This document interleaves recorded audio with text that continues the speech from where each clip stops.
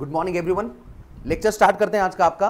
आपका जो मैथ्स का लेक्चर था वो थोड़ा सा पावर कट के जो इशू की वजह से बंद हुआ था बीच में, कोई इशू नहीं है यहाँ पे। अभी बायोलॉजी का लेक्चर स्टार्ट करते हैं आपका, तो सब लोगों ने जल्दी जल्दी लाइव ज्वाइंट हो जाना है फटाफट। चलो लाइव आ जाओ सब लोग, so that we can start with the lecture.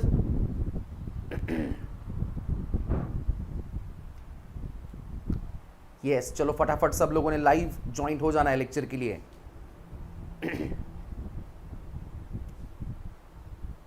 Very good. चलो सानिका, वेदिका, मीत, ओम, मानसी,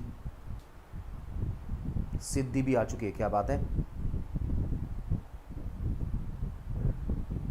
चलो जो बाकी के लोग हैं उनको भी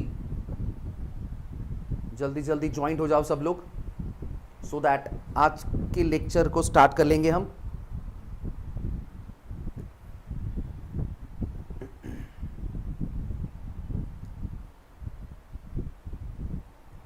यस, फटाफट लाइव आ जाना है सब लोगों ने।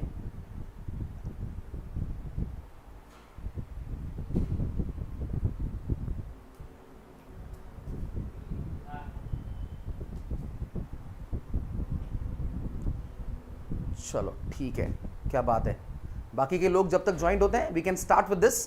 तो जैसे आपको पता होगा कि कल का जो हमारा लेक्चर था, we are talking about the eukaryotic cell. Eukaryotic cell के स्ट्रक्चर के बारे में हम बात कर रहे थे, और वहां पे हमने दो इंपॉर्टेंट पार्ट्स को कवर किया था। उसके अंदर जो सबसे पहला पार्ट आपने डिस्कस किया था वो था आपका सेल वॉल, और जो दूसरा पार्ट हमने कल डिस्कस किया था that was a cell membrane.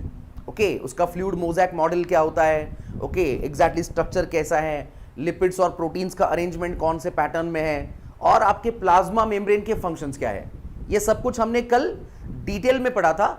आज कुछ अगला पार्ट जो है वो हम कंसीडर करेंगे, और पार्ट नंबर 3 की अगर बात करते हैं, in the structure of you can say eukaryotic cell, the part is known as cytoplasm.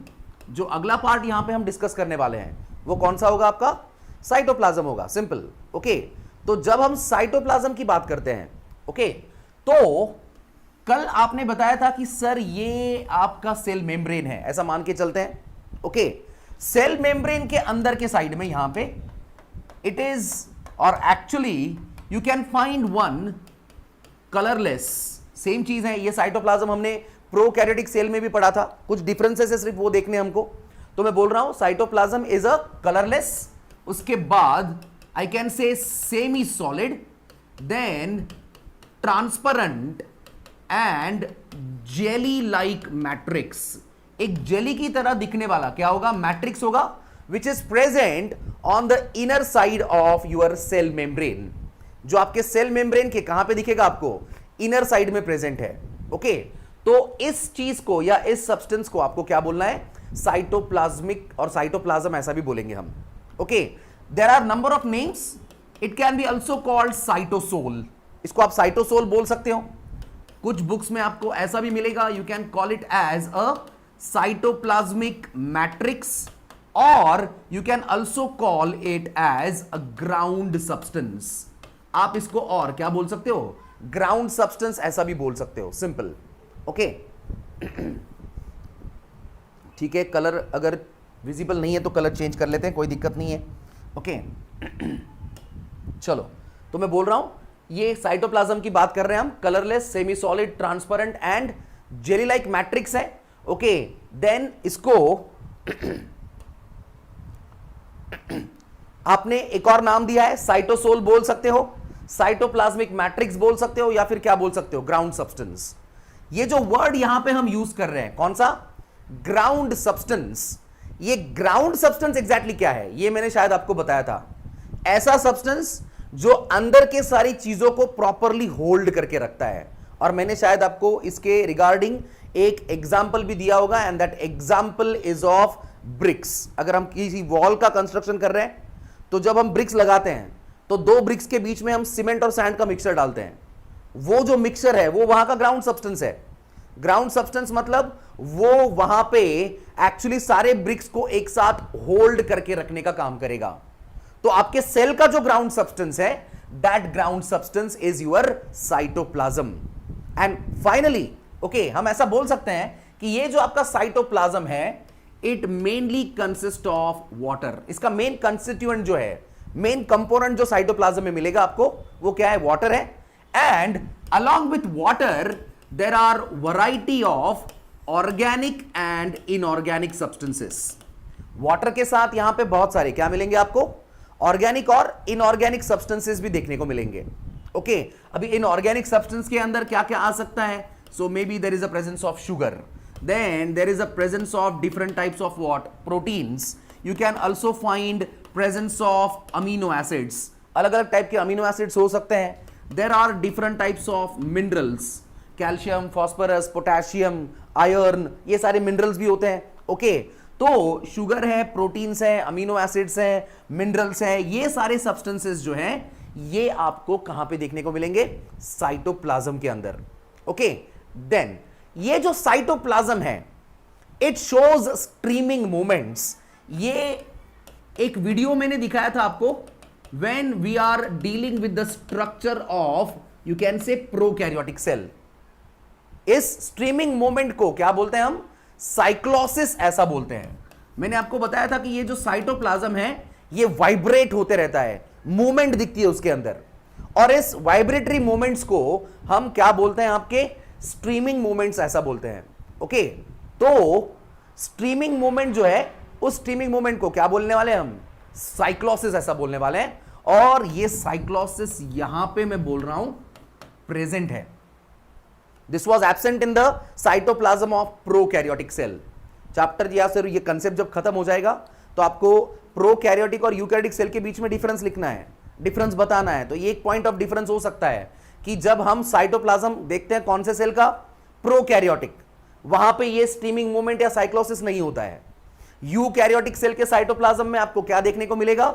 Streaming movement present होंगे, साइक्लोसिस जो है वो प्रेजेंट होगा। एंड फाइनली लास्ट पॉइंट यहां पे मैं ये बताऊंगा, it will show presence of number of membrane bound organelles. Membrane bound organelles के अंदर आपको क्या क्या देखने को मिलेगा? तो शायद यहां पे अंदर के साइड में क्या होगा आपका? Nucleus. Okay, then there is a presence of mitochondria.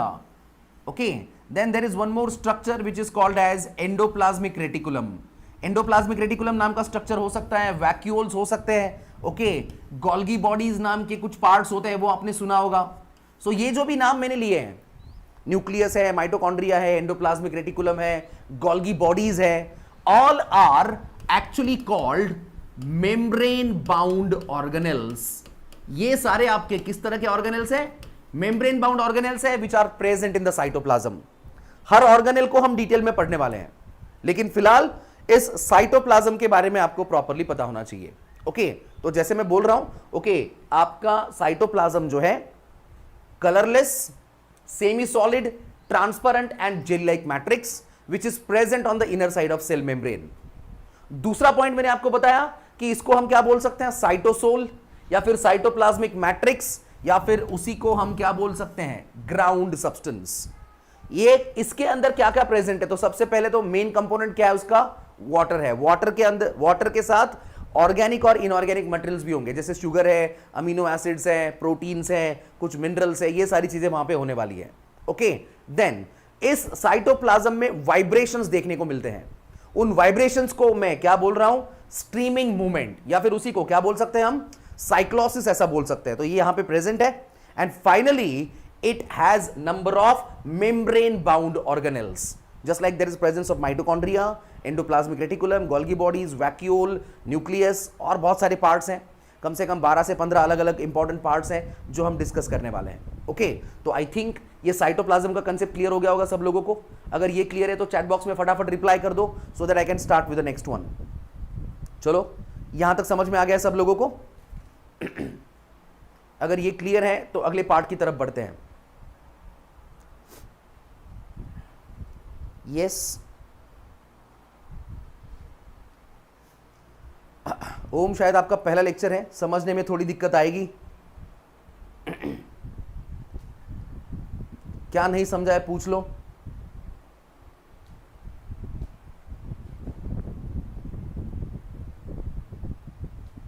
चलो, बाकी के लोगों को क्लियर हो रहा है सब, वेरी गुड।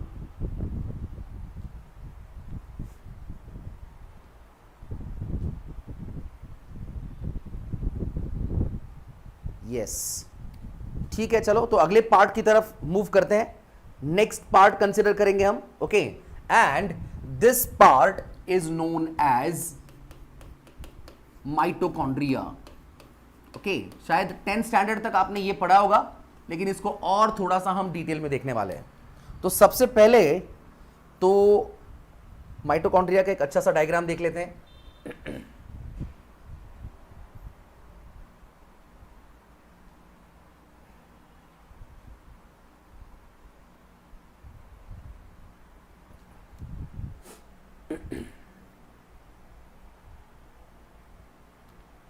यस,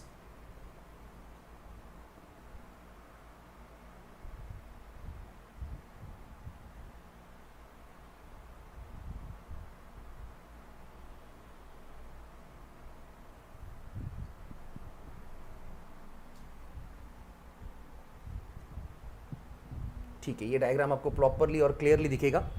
ओके, सो ये यहां पे आपको दिख रहा है आपका माइटोकॉन्ड्रिया. ये कुछ इस तरह से है, थोड़ा सा क्लियर विजुअलाइजेशन होगा इसकी वजह से, इसकी मदद से. ओके, तो when you talk about this mitochondria now, सबसे पहला पॉइंट यहां पे क्या ध्यान में रखना है, it is a membrane bound, क्या बोल रहा हूं ध्यान से सुनना है, membrane bound and granular cell organelle. Okay, membrane bound का मतलब उसको खुद की बाउंड्री है. ओके, इसीलिए हमने कहा कि किस तरह का ऑर्गेनेल है, मेम्ब्रेन बाउंड है, एक ग्रैन्यूल की तरह दिखता है. ग्रैन्यूल मतलब एक पार्टिकल की तरह वो दिखने वाला है. ओके, इसीलिए कहा granular, and this is found only and only in eukaryotic cell.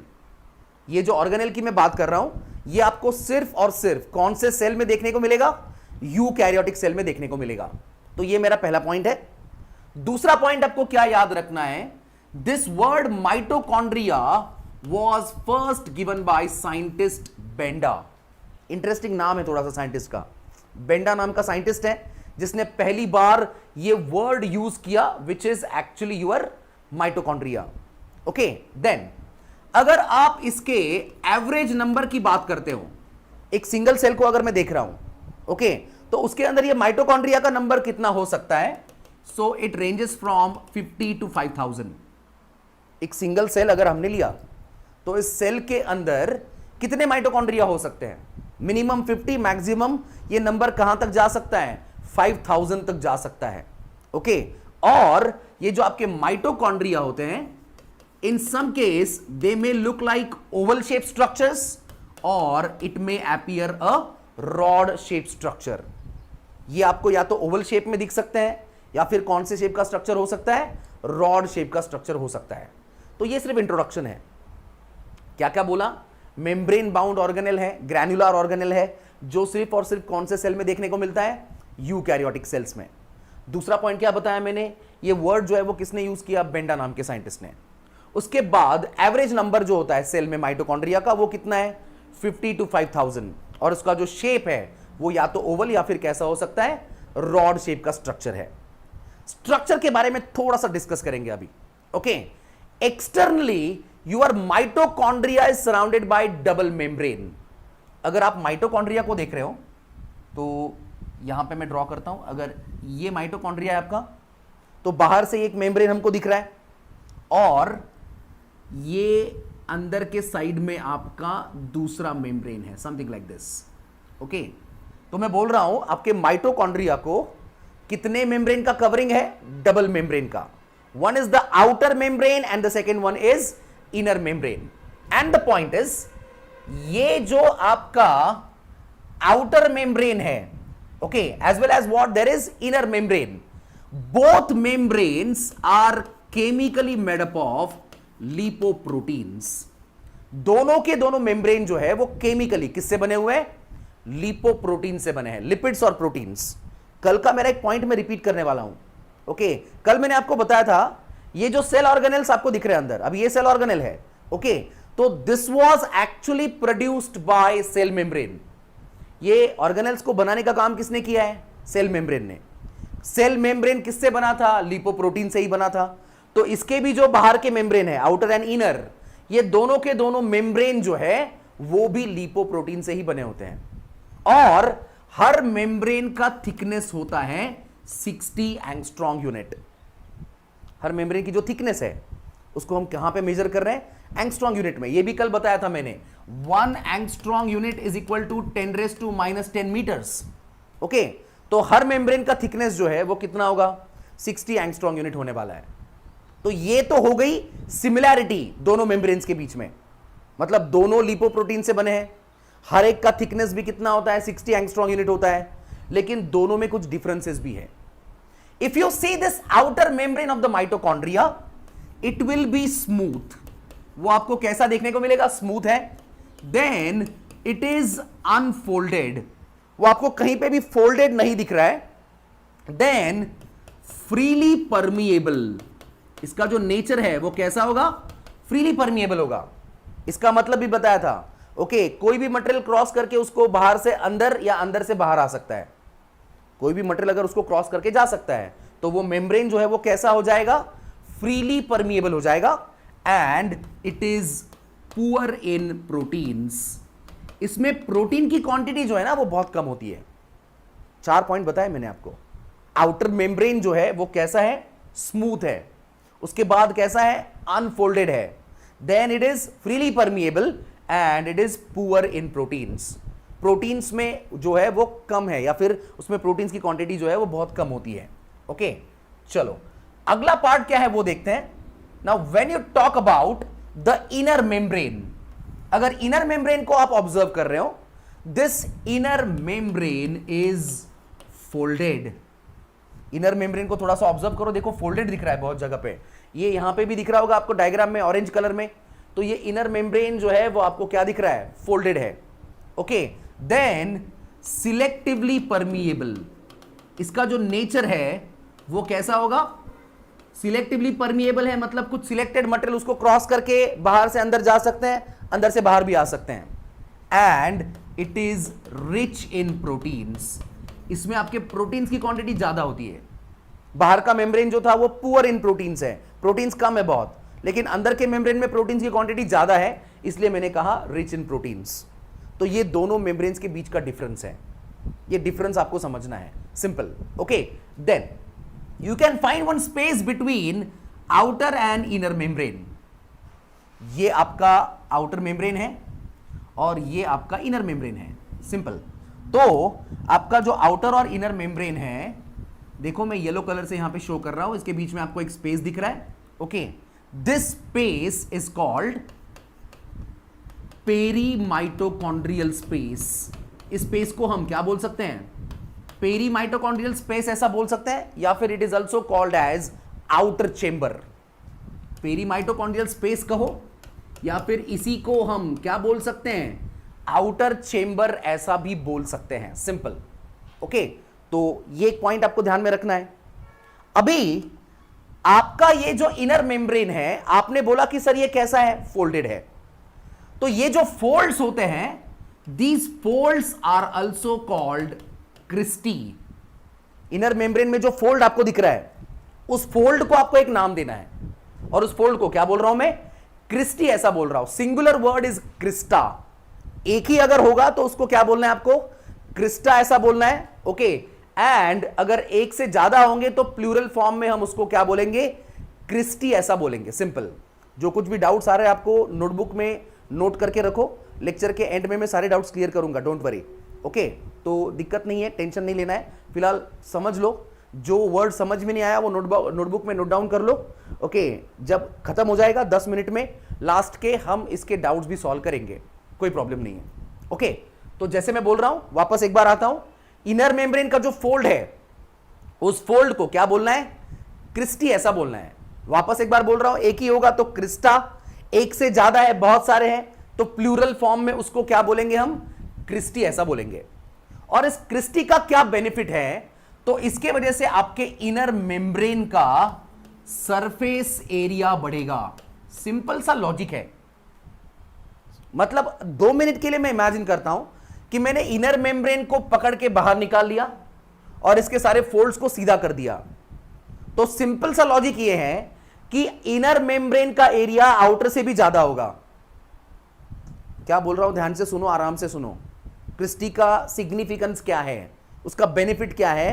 तो वो फोल्ड्स की वजह से इनर मेम्ब्रेन का क्या बढ़ रहा है, सरफेस एरिया बढ़ रहा है। ओके, अगर हमने इनर मेम्ब्रेन को बाहर निकाला, इन फोल्ड्स को सीधा कर दिया, ओके, तो इनर मेम्ब्रेन आउटर मेम्ब्रेन से भी बड़ा होगा, सरफेस एरिया उसका ज्यादा होगा। और ये ज्यादा किसकी वजह से हो रहा है? तो आपके क्रिस्टी की वजह से हो रहा है। सिंपल। ओके, आगे जाएंगे, बहुत सिंपल है। अभी ये जो आपका इनर मेम्ब्रेन है, देखो मैं यहां पे कुछ येलो कलर के डॉट से आपको शो करने की कोशिश कर रहा हूं। ये जितना भी एरिया मैं आपको दिखा रहा हूं अभी, okay, this area is called cavity of mitochondria. ये आपके माइटोकॉन्ड्रिया की क्या है, cavity. And this cavity is field with matrix. इस कैविटी के अंदर भी एक कलरलेस सब्सटेंस है। उस सब्सटेंस को आपको क्या बोलना है, माइटोकॉन्ड्रियल मैट्रिक्स, ऐसा बोलना है। मैट्रिक्स के अंदर आपको क्या क्या देखने को मिलेगा? तो सबसे पहले इस मैट्रिक्स के अंदर क्या प्रेजेंट है, डीएनए। डीएनए के बाद यहां पे आपको देखने को क्या मिलेगा, आरएनए। आरएनए के साथ यहां पे आपको देखने को मिलेंगे ribosomes, and this ribosomes are of 70s type. ये हमने प्रोकैरियोटिक सेल में पढ़ा था। बहुत बार ये क्वेश्चन पूछा गया है कि माइटोकॉन्ड्रिया में किस टाइप के राइबोसोम्स देखने को मिलते हैं। तो यहां पे आपके कौन से टाइप के राइबोसोम्स होंगे, 70s। Okay, and there are number of enzymes which are required for cellular respiration। ये सेलुलर रेस्पिरेशन क्या होता है, एक 5 मिनट में बताता हूं, डोंट वरी। लेकिन एक रिएक्शन है, जिस रिएक्शन के लिए जितने भी एंजाइम्स चाहिए, वो एंजाइम्स भी इस मैट्रिक्स में आपको मिलेंगे। 4 इंपॉर्टेंट चीजें बताई मैंने आपको। Matrix is containing what, DNA, RNA, ribosomes of 70s type, as well as there are number of enzymes which are required for Krebs cycle. Cellular respiration की मैं जो बात कर रहा हूं, उसके अंदर एक रिएक्शन होती है क्रेब्स साइकिल नाम की, उसके लिए जो भी एंजाइम चाहिए वो सारे इस मैट्रिक्स में प्रेजेंट है। इंटरेस्टिंग चीज क्या है, due to presence of DNA, DNA present होने की वजह से your mitochondria can self replicate. आपके माइटोकॉन्ड्रिया जो है ना, वो सेल्फ रिप्लिकेट हो सकते हैं, वो खुद के डुप्लीकेट कॉपीज खुद बना सकते हैं। And that's why it is under the category of semi autonomous organelle. ये जो आपका माइटोकॉन्ड्रिया है, ये कौन से कैटेगरी में आता है, सेमी ऑटोनॉमस ऑर्गेनेल की कैटेगरी में। ये वर्ड दिमाग में फिट कर लेना है। सेमी ऑटोनॉमस ऑर्गेनेल का मतलब ऐसा कोई भी ऑर्गेनेल, ऐसा कोई भी पार्ट जो खुद के डुप्लीकेट कॉपीज खुद बना सकता है। और ये सिर्फ ऐसा ही पार्ट या ऑर्गेनेल कर सकता है जिसके अंदर क्या प्रेजेंट होगा, डीएनए। तो मैं बोल रहा हूं आपके माइटोकॉन्ड्रिया के अंदर डीएनए प्रेजेंट है। ये डीएनए जो है ये सर्कुलर होता है, ये भी ध्यान में रखो। ये भी पूछा है बहुत बार कि माइटोकॉन्ड्रिया का डीएनए कैसा है, तो सर्कुलर पैटर्न में है। ओके, एंड इसकी वजह से वो सेल्फ रिप्लिकेट भी हो रहे हैं, और इसीलिए उसको हम कौन सा ऑर्गेनेल बोल रहे हैं, सेमी ऑटोनॉमस ऑर्गेनेल। अभी आगे और क्या ध्यान में रखना है आपको, number of points are there. वापस एक बार मैं यहां पे डायग्राम बनाने वाला हूं। ये आपका आउटर मेम्ब्रेन है, ये आप बता रहे हो कि सर इनर मेम्ब्रेन है। ओके, और अभी आपने बताया कि सर ये जो है अंदर उसकी कैविटी है। ओके, तो on the inner side of inner membrane, mitochondria का जो इनर मेम्ब्रेन है, उसकी जो इनर साइड है, वहां पे you can find number of structures like this. ये ऐसे बहुत सारे स्ट्रक्चर्स आपको देखने को मिलेंगे। ये जो स्ट्रक्चर्स मैंने यहां पे शो किए हैं, these are called F1 particles. इनको क्या बोलना है आपको, F1 पार्टिकल्स ऐसा बोलना है, या फिर you can also call it as oxysomes, और they can be also called elementary particles. 3 नाम है अलग अलग। आप उसको या तो F1 पार्टिकल बोल सकते हो, या तो आप उसको ऑक्सीजोम बोल सकते हो, या तो आप उसको क्या बोल सकते हो, एलिमेंट्री पार्टिकल ऐसा बोल सकते हो। ये बहुत सिंपल है। थोड़ा सा बड़ा ड्रॉ कर लेते हैं। Each F1 particle is looking something like this. Her F1 particle को अगर आप देखते हो, इसी स्ट्रक्चर को मैंने यहां पे थोड़ा सा बड़ा ड्रॉ किया है, कुछ इस तरह से आपको दिखेगा। तो वहां पे आपको 3 अलग अलग पार्ट देखने को मिलेंगे। ये जो ऊपर वाला पार्ट है दिस इज कॉल्ड हेड। ये जो बीच में आपको पोर्शन दिख रहा है इसको आपको बोलना है स्टॉक, और ये सबसे नीचे जो है इसको आपको बोलना है बेस। मतलब आपका हर F1 पार्टिकल जो है वो कितने पार्ट से बना होगा? 3 पार्ट से। हेड होगा, स्टॉक होगा और बेस होगा। If you talk about the head you can observe that this head is rounded. ये जो हेड है वो कैसा दिख रहा है आपको? राउंडेड है। The diameter is something around 100 angstrom unit and it contains one enzyme called ATP synthase. इसके अंदर एक एंजाइम प्रेजेंट है हेड के अंदर। एंजाइम का नाम जो है वो क्या है? ATP synthase, which helps in synthesis of ATP. ATP क्या है वो शायद आपको पता होगा, adenosine triphosphate, energy currency of cell जिसको बोलते हैं।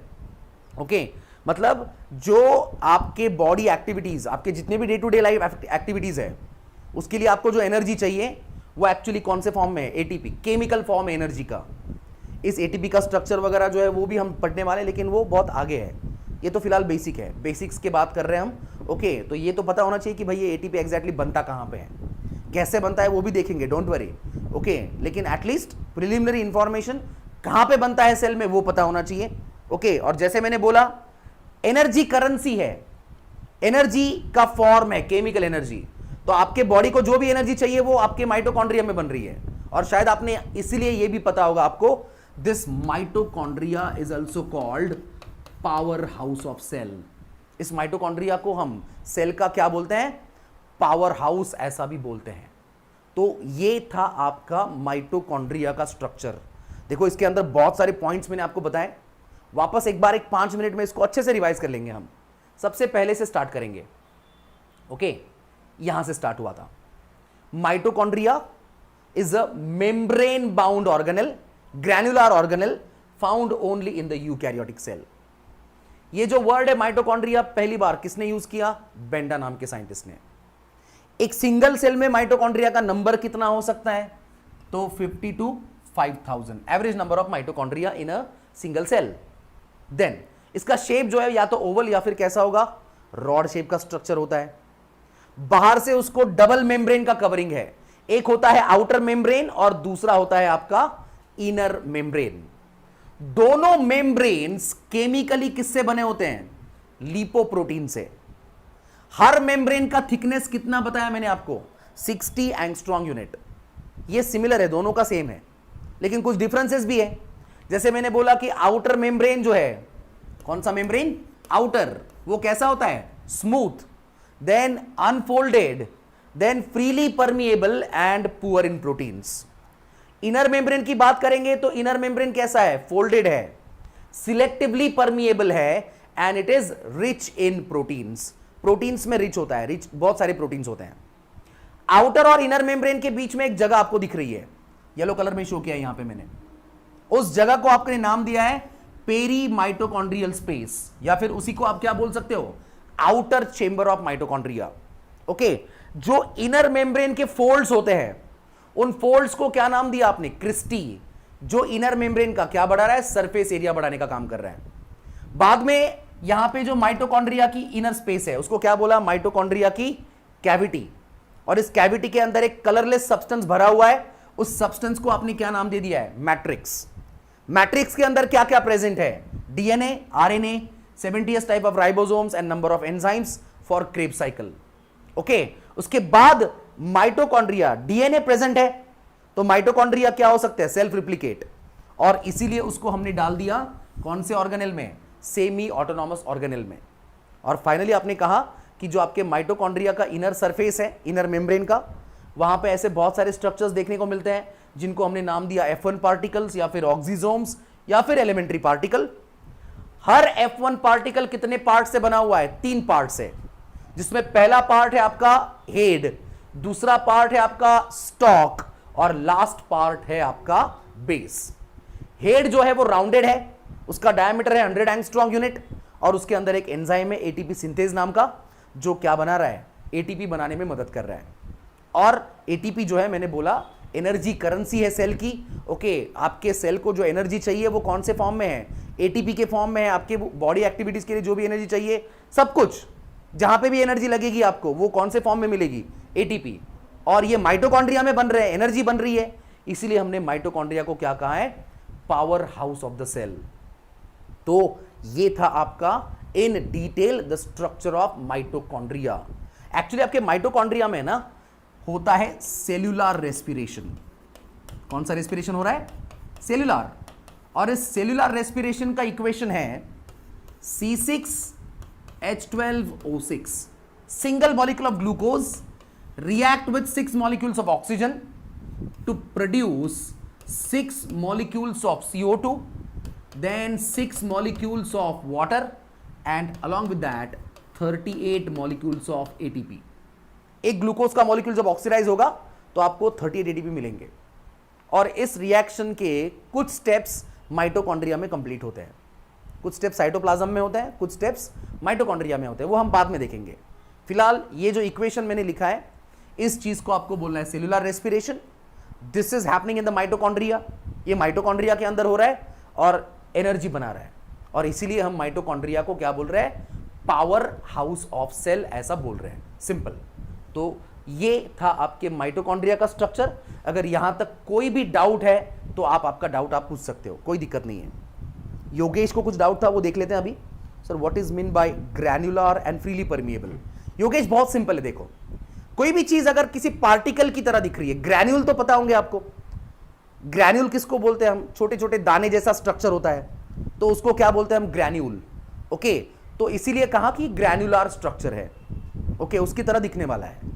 और फ्रीली परमिएबल का मतलब क्या है, तो मान लो कि मेरे पास ये एक मेम्ब्रेन है, यहां पे कोई भी मटेरियल अगर इसको क्रॉस करके दूसरे साइड में जा सकता है, कोई भी, any material can cross this membrane, so this membrane become freely permeable. ये मेम्ब्रेन जो है वो क्या हो जाएगा, फ्रीली परमिएबल हो जाएगा। ओके, तो ये था मीनिंग ऑफ फ्रीली परमिएबल।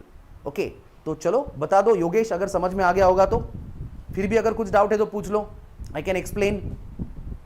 बाकी के लोगों ने भी रिप्लाई करना है, चलो फटाफट। समझ में आ गया है माइटोकॉन्ड्रिया सब लोगों को? यस, शुभांगी पूछ रही है कि sir is ATP synthesis is a protein? Definitely, almost all enzymes are proteins. सारे के सारे एंजाइम जो है वो क्या होते हैं, प्रोटीन्स होते हैं। ओके, लेकिन सारे प्रोटीन्स एंजाइम नहीं होते, ये भी ध्यान में रखो, mark my word. Okay, almost all enzymes are proteins but all proteins are not enzymes. Okay, तो आई थिंक शुभांगी आपको समझ में आ गया होगा, योगेश को क्लियर है, मानसी, रुतिका, आकांक्षा, सानिका, नंदिनी, आकांक्षा देवरे, क्या बात है, शुभांगी को भी समझ में आ गया है, वेदिका, वेरी गुड। चलो और क्या क्या डाउट है पूछ लो, डाउट्स होने चाहिए, थोड़ा सा एक 5-10 मिनट का डिस्कशन तो होना चाहिए at the end of the lecture, तो ज़्यादा मज़ा आता है। और वेदिका को कोई डाउट नहीं है, सिद्धि को भी नहीं है, ओम को समझ में आ रहा है। ओम आपका पहला लेक्चर है आज, Om Patil, is it your first lecture? Sunil को भी समझ में आ रहा है प्रॉपरली। जिन लोगों का फर्स्ट या सेकंड लेक्चर है उनको थोड़ा सा अंडरस्टैंडिंग में दिक्कत हो सकता है, ओके, लेकिन डरना नहीं है, घबराना नहीं है, हम आपके साथ हैं, समझ में आएगा। ओके, बहुत बार क्या होता है ना, जब बीच में से ही हम ज्वाइन कर लेते हैं तो पहले 1-2 दिन ये थोड़ी सी दिक्कत आती है, लेकिन आज जितना समझा है उससे अच्छा और कल का समझेगा, उसके अगले दिन का और ज़्यादा अच्छे से समझेगा। तो ये लिंक होता है, ये ठीक है ओम, समझ में आएगा, दिक्कत नहीं है, कुछ भी डाउट है तो पूछ सकते हो, कोई प्रॉब्लम नहीं है।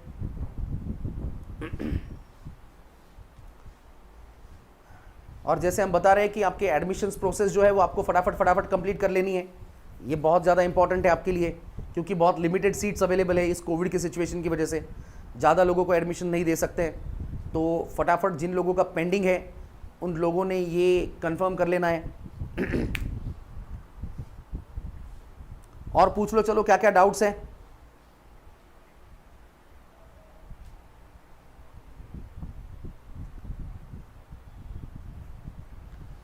थोड़ा सा प्रॉपरली स्टडी करना है अभी, ओके, क्योंकि बहुत दिनों से, चलो sir what is the function of F1 particle, doubt आ गया है, क्या बात है वेदिका? देखो F1 पार्टिकल का फंक्शन क्या है, तो एटीपी बनाना है। मतलब मैंने बोला कि आपका F1 पार्टिकल कितने पार्ट से बना है, 3। हेड है, स्टॉक है और बेस है। हेड जो है वो राउंडेड है और उसी हेड के अंदर ये एंजाइम है आपका, कौन सा, एटीपी सिंथेज, जो किसके फॉर्मेशन में मदद कर रहा है, एटीपी के। तो F1 पार्टिकल्स का काम वही है। एक्चुअली यहां पे एक प्रोसेस कंप्लीट होती है जिसको बोलते हैं इलेक्ट्रॉन ट्रांसपोर्ट चेन। लेकिन ये प्रोसेस एग्जैक्टली क्या है वो हमारे 11th में ही आपको एक चैप्टर है, वहां पे हम देखेंगे। रेस्पिरेशन नाम का एक अलग से चैप्टर है जहां पे हम सिर्फ ये जो इक्वेशन मैंने लिखा है ना यहां पे बोर्ड पे, इस इक्वेशन में एक्चुअली 21 से ज्यादा स्टेप्स होते हैं ऑलमोस्ट। तो ये स्टेप्स कौन से हैं ना, वही पढ़ने वाले हैं हम। तो वो आपको प्रॉपरली पता चलेगा कि एग्जैक्टली ये 38 एटीपी कैसे बनते हैं। ओके, तो ये आई थिंक वेदिका समझ में आ गया होगा। वेदिका मैंने एक्सप्लेन किया है आपको फंक्शन ऑफ F1 पार्टिकल, क्या है, क्लियर है तो बता दो। मीट गोल्गी बॉडीज पढ़ेंगे हम, अभी 1 बाय 1 जा रहे हैं हम। ओके, लिंक में जाएंगे, डोंट वरी। अभी तो एक ही पार्ट हुआ है माइटोकॉन्ड्रिया। आपका एंडोप्लाज्मिक रेटिकुलम भी डिटेल में पढ़ेंगे, गोल्गी बॉडीज, उसके बाद आपका vacuole, ribosomes, plastid, chloroplast. Okay, बहुत सारे पार्ट्स हैं, सेंट्रियोल्स होते हैं, सेंट्रोजोम्स होते हैं। ओके, कुछ माइक्रो बॉडीज होते हैं, तो वो भी हम पढ़ेंगे, कोई दिक्कत नहीं है।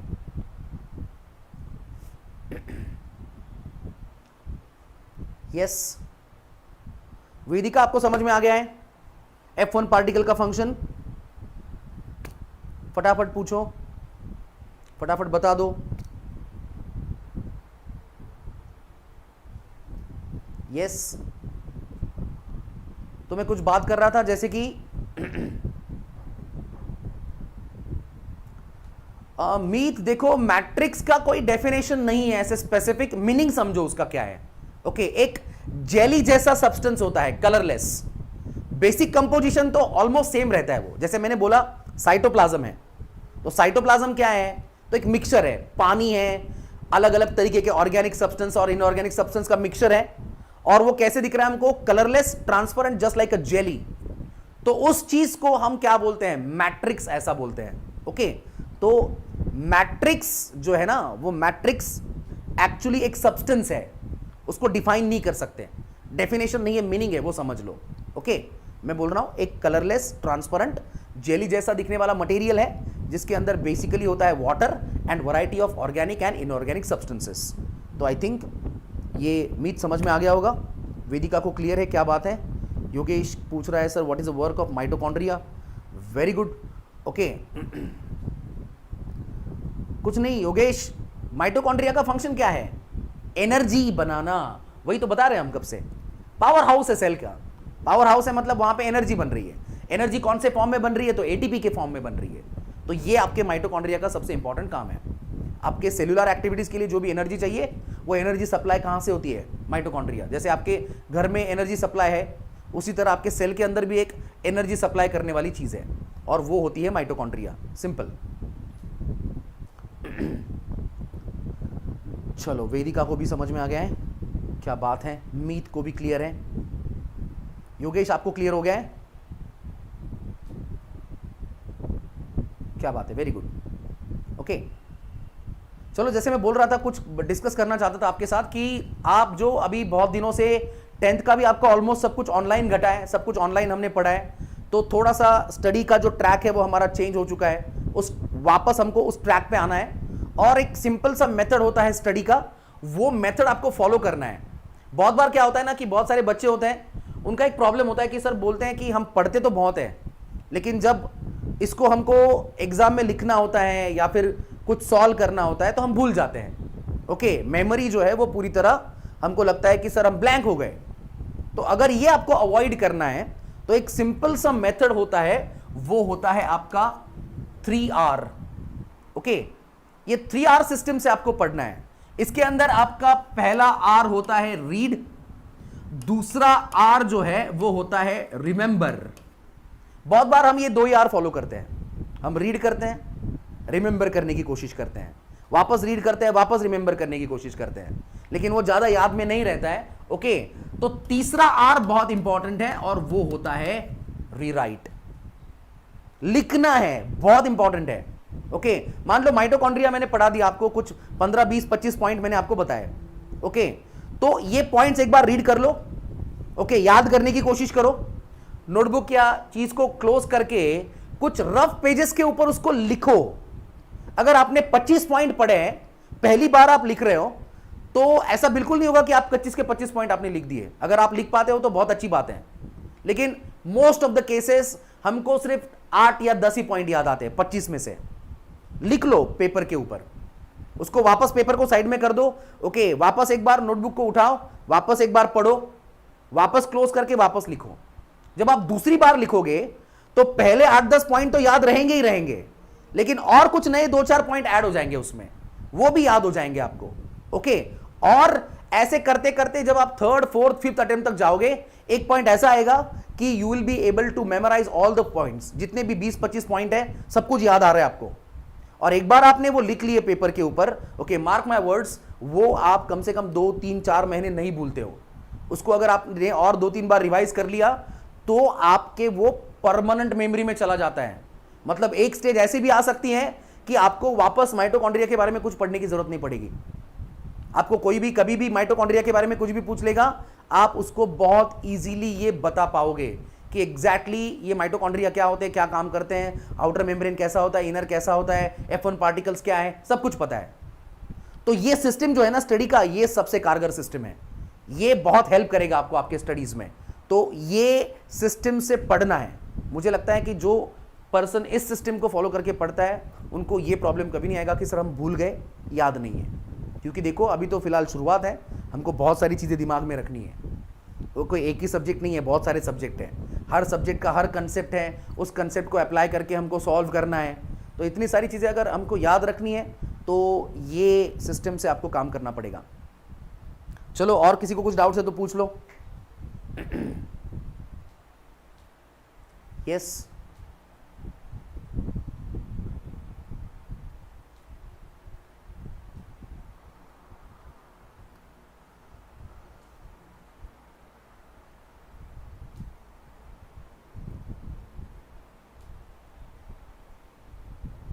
वेरी गुड वेदिका।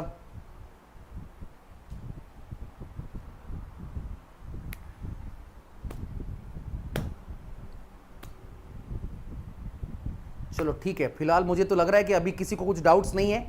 फिर भी अगर किसी को कुछ डाउट आता है तो मेरे पर्सनल व्हाट्सएप नंबर पे आप मुझे मैसेज कर सकते हो। ओके,